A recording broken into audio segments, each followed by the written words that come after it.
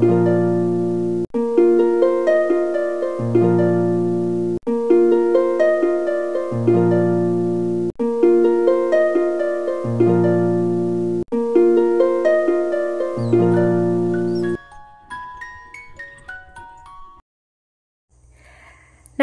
ಎಲ್ಲರೂ ಹೇಗಿದ್ದೀರಾ?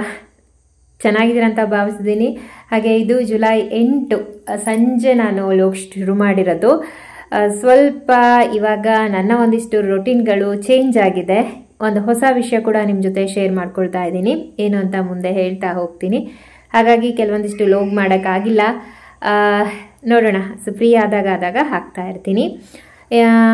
ಸಂಜೆ ಸಮಯದಲ್ಲಿ ಹೂವೆಲ್ಲ ಕೊಯ್ಕೊಂಡು ಬಂದು ದೀಪ ಎಲ್ಲ ಹಚ್ಕೊಂಡ್ವಿ ನಾನು ಮತ್ತು ರಾಮು.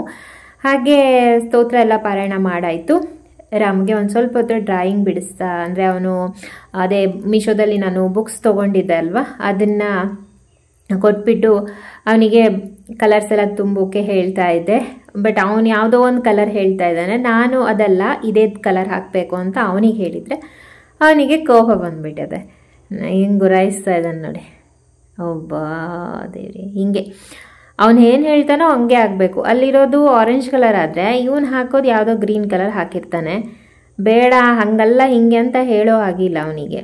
ಇಲ್ಲಮ್ಮ ಇದೇ ಸರಿ ಅಂತೇಳಿ ಮಾಡ್ತಾ ಹೋಗೋದು. ಏನೋ ಒಂದು ಆ ಕಡೆ ಅವನಿಗೆ ಸ್ವಲ್ಪ ಆ್ಯಕ್ಟಿವಿಟೀಸ್ ಆಗಲಿ ಅಂತ ಹೇಳಿ ಈ ಥರ ಮಾಡ್ತಾ ಇರ್ತೀನಿ. ಆನಂತರ ಸಂಜೆ ಕೆಲಸ ಶುರುವಾಯಿತು. ಅಂದರೆ ಬೆಳಿಗ್ಗೆ ಇಡ್ಲಿ ಮಾಡಿದ್ದೆ. ಮಧ್ಯಾಹ್ನಕ್ಕೆ ಒಂದು ಸ್ವಲ್ಪ ಹೊತ್ತು ಬಿಸಿಗೆ ಇರಲಿ ಅಂತ ಹೇಳಿ ಸಂಜೆ ಬಂದೋಳು ನಾನು ಸ್ವಲ್ಪ ಇಡ್ಲಿಗೆ ಇಟ್ಟಿದ್ದೆ. ಅದು ಹಿಟ್ಟು ಹಾಗೆ ಇಟ್ಕೊಂಡು ಅದನ್ನೇ ಇವಾಗೆಲ್ಲ ತೆಗೆದು ಇಡ್ತಾ ಇದ್ದೀನಿ. ಕೆಲವರಿಗೆ ಗೊತ್ತಿರ್ಬೋದು, ನಮ್ಮ ಮನೇಲಿ ದೋಸೆ ಇಡ್ಲಿ ಅಂದರೆ ಸ್ವಲ್ಪ ಎಲ್ರಿಗೂ ಇಷ್ಟ. ಮತ್ತು ಇವತ್ತು ಮಂಗಳವಾರ ಆಗಿರೋದ್ರಿಂದ ಸಂತೆ ಕೂಡ ಮಾಡ್ಕೊಂಡು ಬಂದ್ವಿ ನಾನು ಮತ್ತು ವೇಣು. ನಾನು ಕೂಡ ಇವಾಗ ಡೈಲಿ ಸಕ್ಕರೆಪಟ್ಟಣಕ್ಕೆ ಹೋಗೋದಾಗಿದೆ. ಯಾಕೆ ಅಂತ ಹೇಳ್ತೀನಿ ಕೇಳಿ. ಹಾಗೆ ತರಕಾರಿ ಎಲ್ಲ ಸೊಪ್ಪು ಎಲ್ಲನೂ ತಂದ್ಕೊಂಡೆ. ಮತ್ತೆ ಮಧ್ಯದಲ್ಲಿ ಇವನೇನಾದರೂ ಕೊಡು ಅಂತ ಇದ್ದಲ್ವ, ಹಾಗೆ ದಾಳಿಂಬೆ ಹಣ್ಣಿತ್ತು. ದಾಳಿಂಬೆ ಹಣ್ಣು ಕಾಳು ಸುಲಿದು ಚಂದ ಮಾಡಿ ಕೊಟ್ಟೆ. ಆದರೆ ಅದು ಬೇಡ ನನಗೆ ಅಂತ ಅಂದ. ಮತ್ತೆ ನಾನು ಅಷ್ಟೊತ್ತು ಚಂದ ಮಾಡಿ ಸೊಲ್ದೆಲ್ಲ ಕೊಟ್ಟಿದ್ದು. ಹೌದು, ಒಂದು ತಿಂದಿದ್ದ ಆಮೇಲೆ ನಾನು ಮತ್ತು ಪೃಥ್ವಿ. ವೇಣು ನಮ್ಮನ್ನೆಲ್ಲ ತರಕಾರಿ ಎಲ್ಲ ತೆಗೆಸ್ಕೊಟ್ಬಿಟ್ಟು ಮತ್ತೆ ಸಂಜೆ ಸ್ವಲ್ಪ ಕೆಲಸ ಇತ್ತು ಅಂತೇಳಿ ಅವ್ರು ಹೋದರು.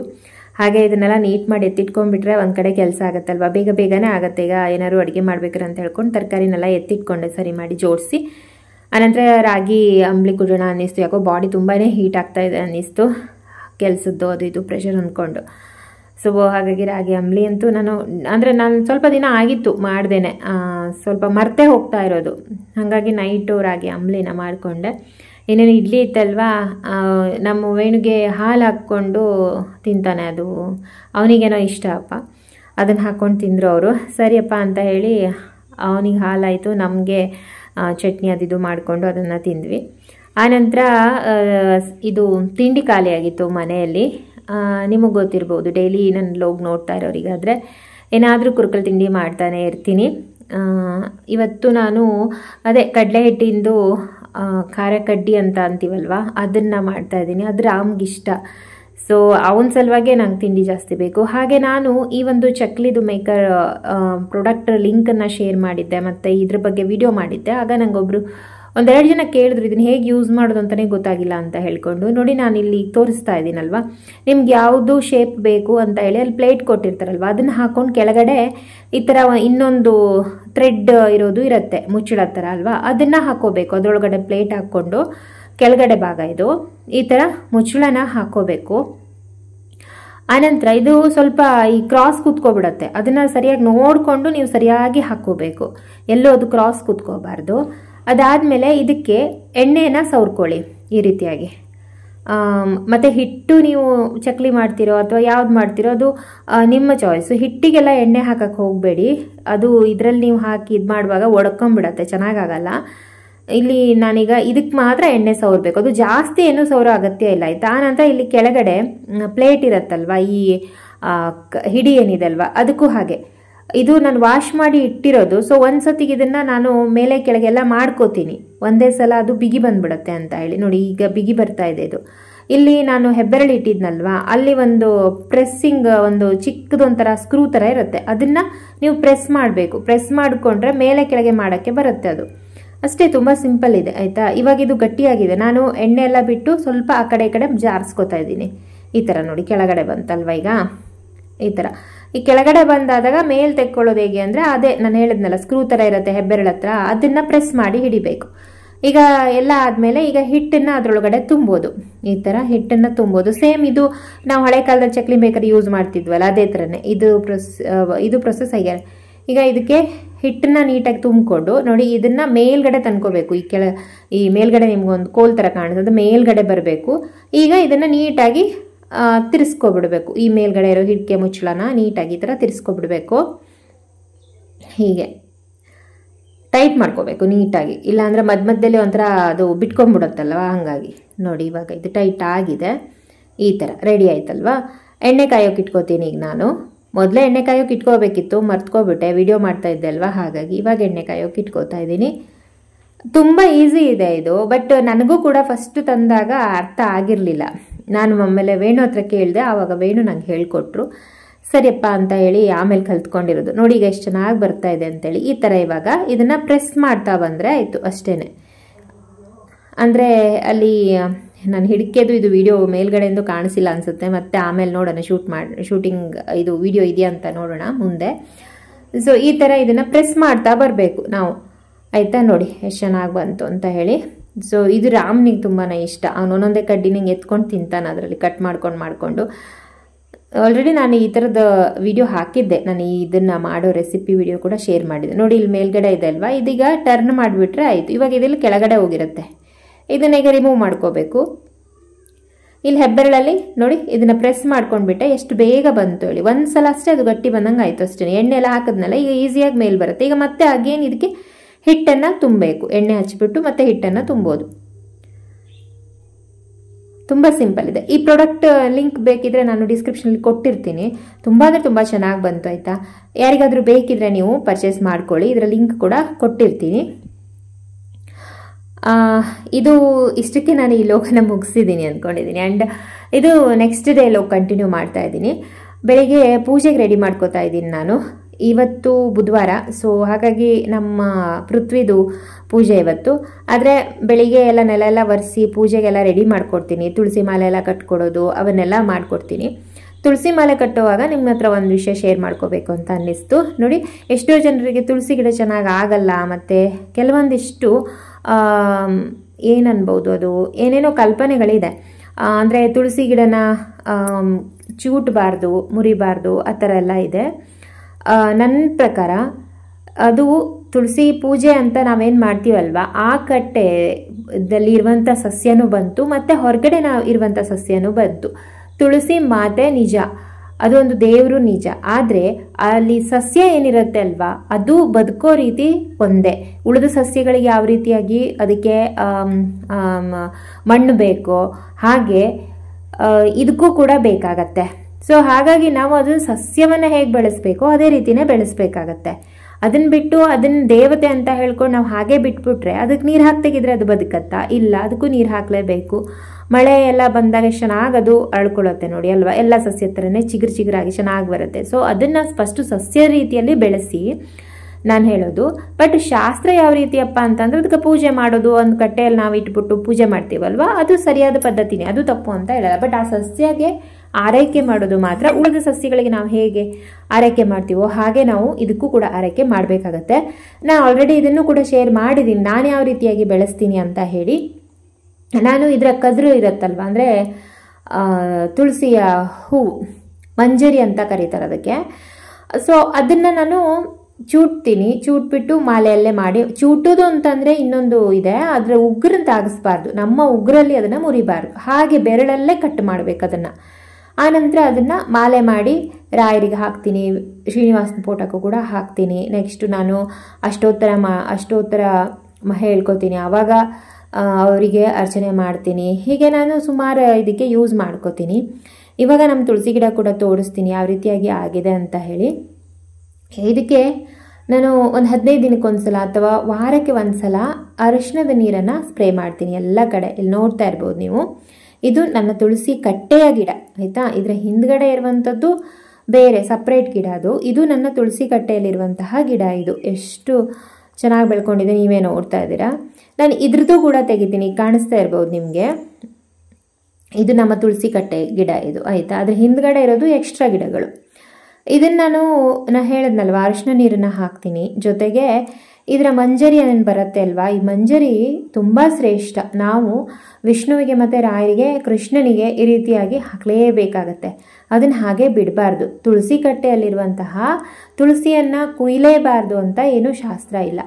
ಕೆಲವೊಬ್ಬರು ಶುಕ್ರವಾರ ಮತ್ತು ಮಂಗಳವಾರ ಕುಯ್ಯಬಾರ್ದು ಅಂತ ಹೇಳ್ತಾರೆ. ಪರವಾಗಿಲ್ಲ, ಆ ದಿವಸ ನೀವು ಆಚರಿಸಿ. ನಾನು ಕೂಡ ಆಚರಿಸ್ತೀನಿ ಅದನ್ನು. ಅದೊಂದು ಮನಸ್ಸಿಗೆ ನಮಗೆ ಯಾಕೆ ಇದು ಅಲ್ವಾ. ಬಟ್ ಆದರೆ ಉಳಿದ ದಿನ ಇರತ್ತಲ್ವಾ, ಉಳಿದ ದಿನ ನೀವು ಶನಿವಾರ, ರವಿವಾರ, ಸೋಮವಾರ ಹೀಗೆಲ್ಲ ಇರತ್ತಲ್ವ, ಆ ಸಮಯದಲ್ಲಿ ಇದ್ರ ತುಳಸಿ ಮಂಜರಿನ ಕಿತ್ತು ನೀವು ವಿಷ್ಣುವಿಗೆ ಮತ್ತು ಅಥವಾ ರಾಯರ ಫೋಟೋ ಇದ್ದರೆ ಕೃಷ್ಣನಿಗೆ ಮಾಲೆ ಮಾಡಿ ಹಾಕಿ. ಯಾಕಂದರೆ ಆ ತುಳಸಿ ಕಾಯ್ತಾ ಇರ್ತಾಳಂತೆ, ನಾನು ಗುರುಗಳಿಗೆ ಅಥವಾ ಕೃಷ್ಣನಿಗೆ ನಾವು ಸಮರ್ಪಣೆ ಆಗಬೇಕು ನಾನು ಅಂತ ಹೇಳಿ. ಸೊ ಹಾಗಾಗಿ ಆ ಮಂಜರಿನ ಹಾಗೇ ಬಿಟ್ಬಿಡಬೇಡಿ. ಬೀಜ ಬೇಕು ಅಂತಂದರೆ ಒಂದೆರಡು ಮಂಜರಿನ ಹಾಗೆ ಬಿಟ್ಕೊಳ್ಳಿ, ಸಸಿ ಮತ್ತೆ ನೆಕ್ಸ್ಟ್ ಆಗುತ್ತೆ. ಬಟ್ ಆ ಮಂಜರಿನ ಹಾಗೆ ಬಿಟ್ಬಿಟ್ರೆ ಏನಾಗುತ್ತೆ ಅಂದರೆ ಅದು ನೆಕ್ಸ್ಟ್ ಚಿಗುರು ಹೊಡ್ಕೊಳ್ಳೋದಿಲ್ಲ, ಗಿಡ ಕೂಡ ದೊಡ್ಡದಾಗೋದಿಲ್ಲ. ಸೊ ಹಾಗಾಗಿ ಈ ಥರ ಮಾಡಿ ತುಳಸಿ ತುಂಬ ಚೆನ್ನಾಗಿ ಬರುತ್ತೆ.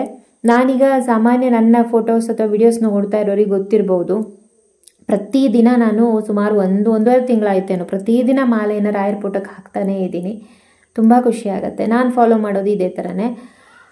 ಹಾಗೆ ತುಂಬ ಅದು ಬೆಳೆದು ದೊಡ್ಡದಾಯಿತು ಅಂತ ಅಂದರೆ ನಿಧಾನಕ್ಕೆ ಅದರ ಒಂದೊಂದು ಟೊಂಗೆಗಳನ್ನು ಕಟ್ ಮಾಡಬೇಕಾಗತ್ತೆ.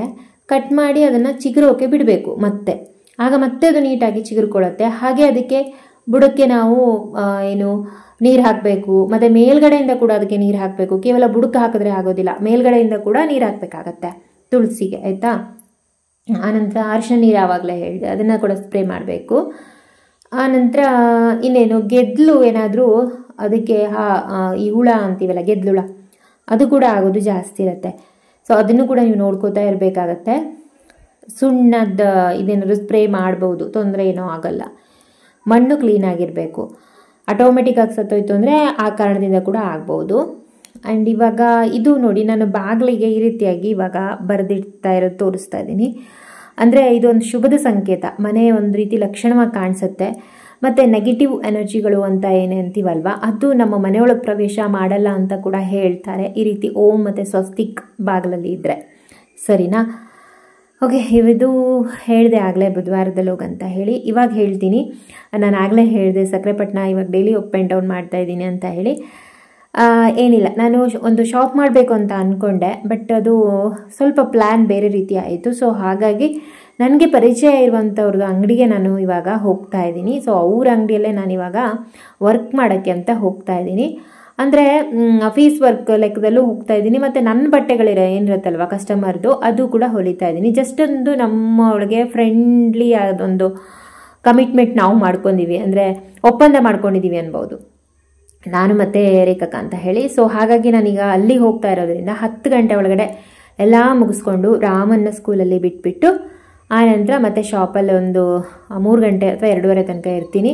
ಆನಂತರ ಮನೆಗೆ ಬರ್ತೀನಿ ವಾಪಸ್ಸು. ಬಂದುಬಿಟ್ಟು ಮತ್ತೆ ನನ್ನ ಕೆಲಸ ಎಲ್ಲ ಮಾಡ್ಕೊಳ್ಳೋದು. ಸೊ ಈ ರೀತಿಯಾಗಿ ನಾನು ಈಗ ನನ್ನ ಒಂದು ರೊಟೀನ್ ಚೇಂಜ್ ಆಗಿದೆ. ಈಗ ಇವತ್ತು ಅದೇ ಬೆಳಿಗ್ಗೆ ಏನು ಮಾಡ್ತಾಯಿದ್ದೀನಿ ಅಂದರೆ, ಇದು ಪಲ್ಯ ಮಾಡ್ತಾಯಿದ್ದೀನಿ. ಚಪಾತಿ ಮಾಡಿ ಪಲ್ಯ ಮಾಡಿಟ್ಟು ಹೋಗೋಣ ಅಂತೇಳಿ. ಈ ಪಲ್ಯ ಒಂದು ಸ್ವಲ್ಪ ಡಿಫ್ರೆಂಟಾಗಿ ಮಾಡ್ತಾಯಿದ್ದೀನಿ, ಸೊಪ್ಪಿನ ಪಲ್ಯ. ನಿನ್ನೆ ನಾನು ತರಕಾರಿ ಸೊಪ್ಪು ಎಲ್ಲ ತಂದಿದ್ದು ನಿಮ್ಗೆ ಆಗಲೇ ತೋರಿಸಿದೆ, ಫ್ರೆಶ್ ಆಗಿತ್ತಲ್ವ. ಸೊ ಹಾಗಾಗಿ ಮೆಂತ್ಯ ಸೊಪ್ಪು ಮತ್ತು ಸಬ್ಬಸಿಗೆ ಸೊಪ್ಪು ಮತ್ತು ದಂಟಿನ ಸೊಪ್ಪು ಎಲ್ಲ ಇದ್ದು, ಸುಳೆಕಾಳು ಕೂಡ ತಂದಿದ್ದೆ, ಅದನ್ನು ಕೂಡ ಸುಲಿದಿಟ್ಕೊಂಡಿದ್ದು ನಿನ್ನೆನೆ.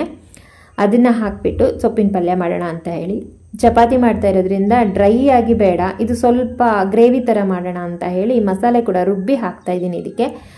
ಇದಕ್ಕೆ ಸ್ವಲ್ಪ ಜಾಸ್ತಿ ಪ್ರಮಾಣದಲ್ಲೇ ಈರುಳ್ಳಿ, ಬೆಳ್ಳುಳ್ಳಿ ಫ್ರೈ ಮಾಡಿಕೊಂಡು, ನೆಕ್ಸ್ಟ್ ಟೊಮೆಟೊ ಹಾಕ್ಕೊಂಡು, ಸುಳೆಕಾಳನ್ನು ಹಾಕ್ಕೊಂಡು, ಮಸಾಲೆ ಕಾಯಿಗೆ ಸಾಂಬಾರು ಪೌಡ್ರು ಮತ್ತು ಇದು ಹೌದು ಅಷ್ಟೇ ಹಾಕಿದ್ದೀನಿ. ಸಾಂಬಾರು ಪೌಡ್ರ್ ಒಂದೇ ಹಾಕಿರೋದು. ಇದು ಖಾರ ಪುಡಿ, ಅಚ್ಕಾರದ ಪುಡಿ ಹಾಕಿ ಇದನ್ನು ರುಬ್ಕೊಂಡಿದ್ದೀನಿ. ಈ ಮಸಾಲೆ ಇವಾಗ ಇದಕ್ಕೆ ಸೇರಿಸ್ತಾ ಇದ್ದೀನಿ. ಒಂದು ಸ್ವಲ್ಪ ಗರಂ ಮಸಾಲೆ ಹಾಕಿದ್ದೆ, ಅರಿಶಿನ ಹಾಕಿದ್ದೆ ಮತ್ತು ಎಕ್ಸ್ಟ್ರಾ. ಇವಿಷ್ಟು ಹಾಕಿ ಇವಾಗ ಇದರಲ್ಲೇ ಸೊಪ್ಪನ್ನು ಬೇಯಿಸ್ತಾ ಇದ್ದೀನಿ, ಉಪ್ಪು ಹಾಕಿಬಿಟ್ಟು. ಅಂದರೆ ಒಂದು ವಿಶಿಲ್ ಕೂಗಿಸ್ಕೊಂಡ್ರೆ ಸಾಕಾಗತ್ತೆ. ಈ ಥರ ಗ್ರೇವಿ ಥರ ಮಾಡಿಕೊಂಡ್ರೆ ಚೆನ್ನಾಗಿರುತ್ತೆ ಅಂತೇಳಿ. ಬಟ್ ಮೆಂತ್ಯ ಸೊಪ್ಪಿರೋದ್ರಿಂದ ಹುರಿದೇನೆ ಹಾಕಿದ್ರೆ ಹೆಂಗೆ ಕೈ ಬಂದ್ಬಿಡುತ್ತೇನೋ ಅಂತ ಅಂದ್ಕೊಂಡೆ. ಬಟ್ ದೊಡ್ಡ ಕಟ್ಟಿಲ್ಲ ಆಗಿತ್ತು, ಸಣ್ಣ ಕಟ್ಟಿತ್ತದು, ಒಂದು ಕಟ್ಟಷ್ಟೇ ಹಾಕಿತ್ತು. ನಾನು ಮಿಕ್ಸ್ ಸೊಪ್ಪು ತೊಗೊಬಂದಿದ್ದೆ, ಹಾಗಾಗಿ ಅದನ್ನು ಹಾಕಿಬಿಟ್ಟೆ. ಇಲ್ಲಿ ಈ ಥರ ಎಲ್ಲ ಫುಲ್ ಉಬ್ಕೊಂಡ್ಬಿಡ್ತಿದ್ದು, ಫುಲ್ ತುಂಬಿಡ್ತು. ಸಣ್ಣ ಕುಕ್ಕರಲ್ಲಿ ಹಾಕಿದ್ದೆ 5 ಲೀಟ್ರದ್ದು ನಾನು, 5 ಅಲ್ಲ 2.5 ಲೀಟ್ರ್ ಅನಿಸುತ್ತೆ ಇದು. 2 ಕುಕ್ಕರ್ ಇದೆ, ಒಂದು ಚಿಕ್ಕದು ಕುಕ್ಕರ್ ಅಂದ್ಕೊಂಡಿದ್ದೀನಿ ನಾನು. ಇದೀಗ ಫುಲ್ ತುಂಬಿದೆ ಅಲ್ವಾ. ಈಗ ಇದನ್ನು ಒಂದು ವಿಷಲ್ ನಾನು ಕೂಗಿಸ್ಕೊತೀನಿ. ಆನಂತರ ಚಪಾತಿ ಹಿಟ್ಟೆಲ್ಲ ಕಲಸಿಟ್ಕೊಂಡಿದ್ದೆ ಬೆಳಗ್ಗೆನೆ. ಈಗ ಇವನು ಪೃಥ್ವಿ ಪೂಜೆ ಮಾಡೋದ್ರಿಂದ ನಂಗೆ ಸ್ವಲ್ಪ ಈ ಕಡೆ ಕೆಲಸ ಮಾಡ್ಕೊಳಕ್ಕಾಗತ್ತೆ ಬೇಗ ಬೇಗ. ಗುರುವಾರ ಮತ್ತು ಶುಕ್ರವಾರ ನಾನು ಪೂಜೆ ಮಾಡೋದಲ್ವ, ಹಾಗಾಗಿ ಈ ಥರ ಸೊಪ್ಪನ್ನ ಮೇಲ್ಗಡೆ ಹಾಕಿಬಿಟ್ಟು ಅದೇನು ಮಿಕ್ಸ್ ಮಾಡ್ಕೋಬೇಕಂತ ಏನೇ ಇಲ್ಲ, ಹಾಗೆ ಹಬೇಲ್ ಬೆಂದರೆ ಸಾಕಾಗತ್ತೆ. ಇವಾಗ ಇದಕ್ಕೆ ಮುಚ್ಚಳ ಹಾಕಿಬಿಟ್ಟು ಒಂದು ವಿಷಲ್ ಹೊಡ್ಸ್ಕೊಂಡ್ಬಿಡ್ತೀನಿ.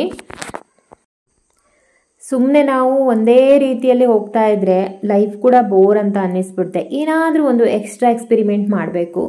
ಅದರಲ್ಲಿ ಅದೇನೋ ಹೇಳ್ತಾರಲ್ವ, ಗೆದ್ದರೆ ನಮಗೆ ಒಂದು ಖುಷಿ ಮತ್ತು ಒಂದು ಏನು ಸಕ್ಸಸ್ ಅಂತ ಹೇಳ್ಬೋದು. ಒಮ್ಮೆ ನಾವು ಅದರಲ್ಲಿ ಸೋತ್ವಾ ಅಂತ ಅಂದರೆ ಅದೊಂದು ಅನುಭವ ಅಂತ ತಿಳ್ಕೊಬಿಡ್ಬೇಕಷ್ಟೇ. ಸೊ ಹಾಗಾಗಿ ನೋಡೋಣ ಅಂತ ಹೇಳಿ ನಾನು ಇದೊಂದು ಟ್ರೈ ಮಾಡ್ತಾ ಇದ್ದೀನಿ, ಶಾಪ್ಗೆ ಹೋಗೋದು ಬರೋದು ಅಂತ ಹೇಳಿ. ನೆಕ್ಸ್ಟ್ ಏನಾದರೂ ಶಾಪ್ ಮಾಡೋ ಪ್ಲ್ಯಾನ್ ಇದ್ದರೆ ನಾನು ಯಾವ ರೀತಿ ರೊಟೀನ್ನ ಮಾಡ್ಕೋಬೇಕು ಅನ್ನೋದು ಕೂಡ ಒಂದು ಎಕ್ಸ್ಪೀರಿಯನ್ಸ್ ಆಗುತ್ತೆ ನನಗೆ ಅಂತ ಹೇಳ್ಕೊಂಡು ಈಗಲಿಂದನೇ ನಾನು ಇದಕ್ಕೆ ಪ್ರಿಪೇರ್ ಆಗ್ತಾ ಇದ್ದೀನಿ. ಖಂಡಿತ ಇದೆ ಶಾಪ್ ಮಾಡೋ ಪ್ಲ್ಯಾನಿಂಗು, ನೋಡಬೇಕು ಮುಂದೆ ಏನಾಗುತ್ತೆ ಅಂತೇಳಿ. ಸ್ವಲ್ಪ ರಾಮೀಗ ಚಿಕ್ಕವನಲ್ವಾ, ಸೊ ಹಾಗಾಗಿ ಶಾಪ್ ಮಾಡೋ ಪ್ಲ್ಯಾನು ಹಿಂದಕ್ಕೆ ಬಿಟ್ಟೆ. ಆ್ಯಕ್ಚುಲಿ ಇನ್ನೇನು ಆಗ್ತಾ ಇತ್ತು, ಬಟ್ ಆಮೇಲೆ ಅದು ಸ್ವಲ್ಪ ಬೇರೆ ಥರ ಐಡಿಯಾ ಆಯಿತು. ಆಮೇಲೆ ಅದನ್ನು ಬಿಟ್ವಿ ಹಾಗೆ ಅಲ್ಲಿಗೆ. ಇಲ್ಲಾಂದರೆ ಮಾಡಿ ಗುರುಪೂರ್ಣಿಮೆಗೆ ನಾವು ಓಪನ್ ಮಾಡಬೇಕು ಅಂತ ಕೂಡ ಪ್ಲ್ಯಾನಿಂಗ್ ಮಾಡ್ಕೊಂಡಿದ್ವಿ.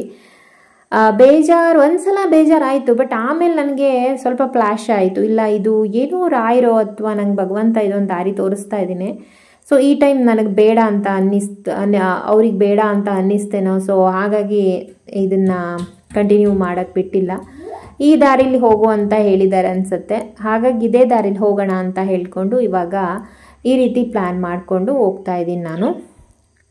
ಏನೇ ಇಟ್ಟು ನಾವು ನಂಬಿಕೆ ಇಟ್ಟು ಮಾಡೋಣ ಅನ್ನೋದು ನನ್ನ ಇವಾಗಿನ ಒಂದು ಥಿಂಕಿಂಗು. ಸೊ ಹಾಗಾಗಿ ಈ ಥರ ಮಾಡ್ತಾ ಇದ್ದೀನಿ. ಬಟ್ ಸ್ವಲ್ಪ ಕೆಲಸಗಳು ಅದು ಇದು ಅಂತ ತುಂಬ ಜಾಸ್ತಿ ಹೆವಿ ಆಗ್ತಾ ಇದೆ. ಆದರೂ ತೊಂದರೆ ಇಲ್ಲ, ಖುಷಿ ಇದೆ, ಬೇರೆ ಯಾವುದೇ ಆಲೋಚನೆಗಳು ಬರಲ್ಲ.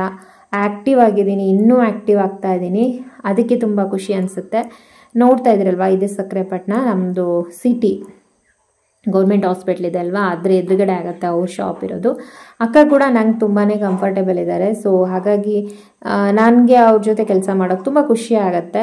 ಆ್ಯಂಡ್ ನಮ್ಮಿಬ್ಬರಲ್ಲಿ ಒಂದು ಏನು ಹೇಳ್ಬೋದು, ಅಂಡರ್ಸ್ಟ್ಯಾಂಡಿಂಗ್ ಇದೆ. ಸೊ ಹಾಗಾಗಿ ತೊಂದರೆ ಇಲ್ಲ ಅಂತ ಅನ್ನಿಸ್ತು. ಸೊ ನಾವಿಬ್ಬರು ಮಾತಾಡಿಕೊಂಡು ಈ ರೀತಿ ಮಾಡ್ತಾಯಿದ್ದೀವಿ. ಇವಾಗ ಶಾಪಿಗೆ ಬಂದುಬಿಟ್ಟು ನಾನು ಕೆಲಸ ಶುರು ಮಾಡ್ಕೊಂಡಿದ್ದೀನಿ. ಸ್ವಲ್ಪ ಹೆಮ್ಮಿಂಗ್ ಎಲ್ಲ ಇತ್ತು, ಅದನ್ನೆಲ್ಲ ಮುಗಿಸ್ಕೊಬಿಡೋಣ ಅಂತ ಹೇಳಿ. ಅಕ್ಕ ಶಾಪು ಓಪನ್ ಮಾಡೋದು ಸ್ವಲ್ಪ ಕಡಿಮೆನೇ ಆಗಿತ್ತು. ಅವರು ಆಶಾ ಕಾರ್ಯಕರ್ತೆ ಆಗಿರೋದ್ರಿಂದ ಅವ್ರಿಗೆ ಅವರ ಡ್ಯೂಟಿಗೆ ಹೋಗ್ಬಿಡ್ತಾಯಿದ್ರು. ಸೊ ಮೊದಲೆಲ್ಲ ಅವರು ಚೆನ್ನಾಗಿ ಸ್ಟಿಚ್ ಮಾಡಿದವರಂತೆ, ನನಗೇನಷ್ಟು ಗೊತ್ತಿಲ್ಲ. ವೇಣು ಎಲ್ಲ ಹೇಳ್ತಾಯಿದ್ರು ಅವರು ಚೆನ್ನಾಗಿ ಹೊಲಿತಾಯಿದ್ರು ಅಂತ ಹೇಳ್ಕೊಂಡು. ಸೊ ಇವಾಗ ಆಶಾ ಕಾರ್ಯಕರ್ತೆ ಆಗಿರೋದ್ರಿಂದ ಅಂಗಡಿ ಸ್ವಲ್ಪ ಕ್ಲೋಸ್ ಇರ್ತಾಯಿತ್ತು. ಈಗ ಅವರಿಗೂ ಒಂದು ಖುಷಿ ಇದೆ, ಅಂಗಡಿ ಕೂಡ ನಾನು ಬರೋದ್ರಿಂದ ಓಪನ್ ಆಗಿರುತ್ತೆ ಒಂದು. ಆ್ಯಂಡ್ ಅವರಿಗೂ ಬರೋಕ್ಕೆ ಖುಷಿ ಆಗುತ್ತೆ, ಅಂಗಡಿಗೂ ಕೂಡ ಜ್ಯೋತಿ ಇದ್ದಾಳೆ ಅಂತ ಅವರಿಗೂ ಒಂದು ಖುಷಿ ಬರೋಕ್ಕೆ. ಸೊ ಒಟ್ಟಿನಲ್ಲಿ ಹ್ಯಾಪಿ ಲೈಫ್ ಅಂತ ಹೇಳ್ಬೋದು. ಓಕೆ, ನಾನು ಇಲ್ಲಿಗೆ ವಿಡಿಯೋ ಎಂಡ್ ಮಾಡ್ತೀನಿ. Thank you for watching. ಮತ್ತೆ ಸಿಗೋಣ.